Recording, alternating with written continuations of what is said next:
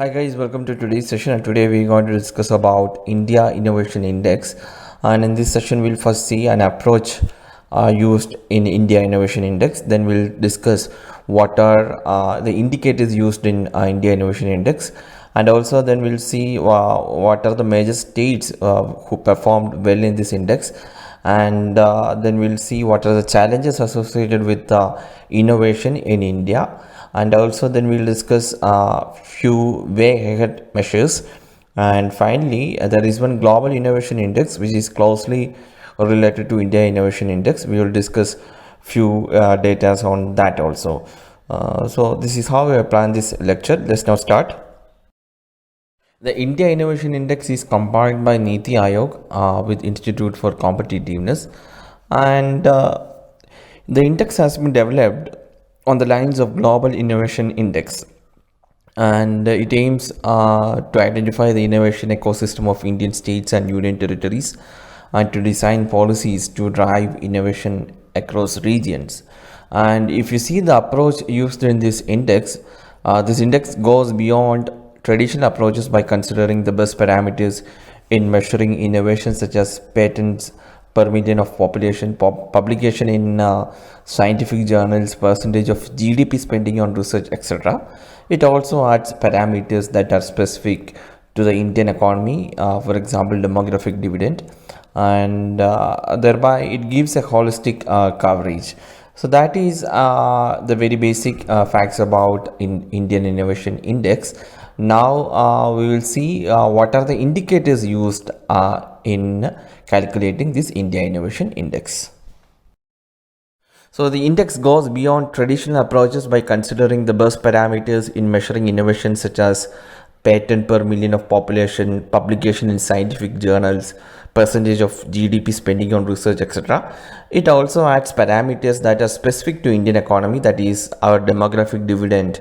It gives a holistic coverage.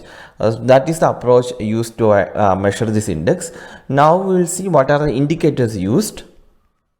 The indicators that the survey uses includes the level and quality of education, and parameters such as number of PhD students and knowledge intensive employment, enrollment in engineering and technology, and number of highly skilled professionals, investment in R&D, and number of patents and trademark applications filed, and also the number of internet subscribers, and as well as the FDI inflows, business environment, and safety and legal environment. So these are the indicators used to measure.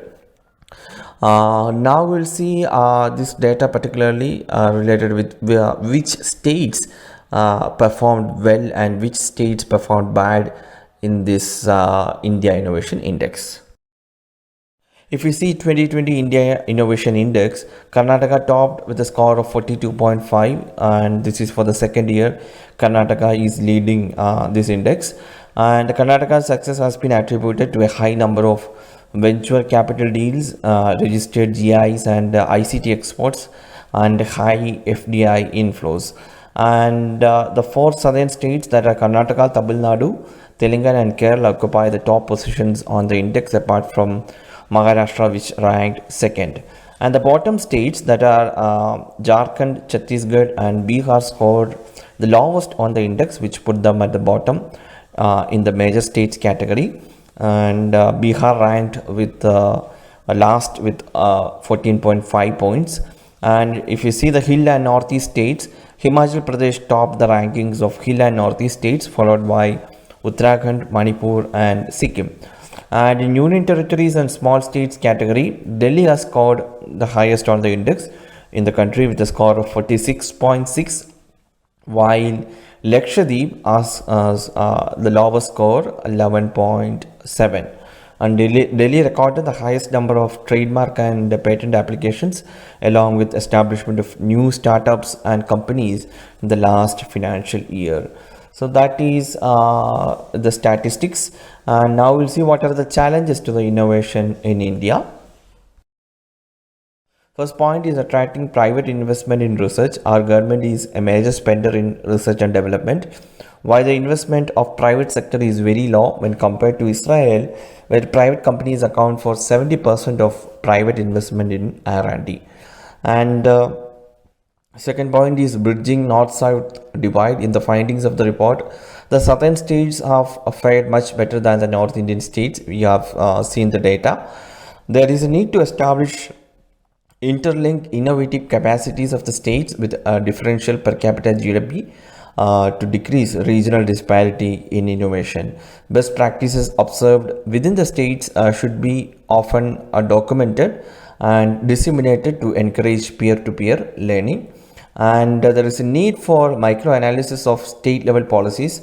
For a country as large as India, the state of innovation needs to be understood at regional level for effective policy formulation. And based on the index, each state need to formulate its own policy based on its unique resources and strengths, and which caters to the specific needs. And now we'll see a few way forward measures. So India should invest more in research. It needs to increase its spending on R&D, which is around 0.6 to 0.7% of GDP now, which is way below the expenditure level of countries like Israel spends 4.3% of GDP in R&D, South Korea spends 4.2%, US spent 2.8%, and China spent 2.1%. And increasing spending on research and development with greater collaboration between the industry and education institutions may help to enhance innovation capability, and also it could broaden and improve the capability of top-ranked education institutions in the country to produce greater innovation outputs. And we should establish a collaborative platform, that is to link all stakeholders of innovation, that are innovators, researchers, and investors from the industry, and common platform should be developed. It will help to strengthen the industry academia linkages and will ease the process of technology transfer by providing a platform for innovators to showcase their inventions. And we have mentioned about Global Innovation Index, and our India Innovation Index is developed on the lines of Global Innovation Index also only. So we'll see few data about Global Innovation Index now. So Global Innovation Index provides detailed metrics about innovation performance of 131 countries and economies around the world. Its 80 indicators explore a broad vision of innovation, including political environment, education, infrastructure, and business sophistication.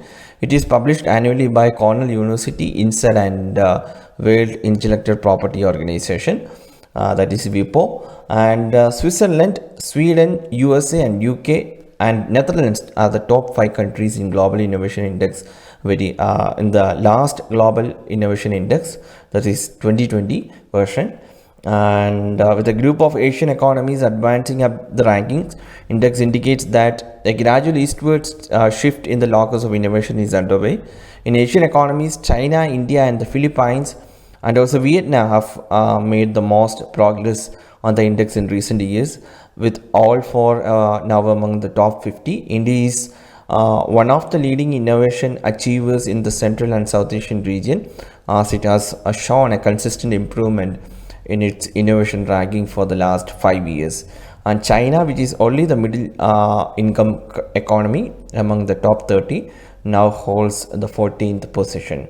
So that is about brief about Global Innovation Index. These data are very important. You can use the data in mains answer writing, and also in prelims also it will be helpful. So please study about this, guys. It's a very important topic. And that's all for today. We will meet tomorrow with another topic. Thank you for watching this lesson.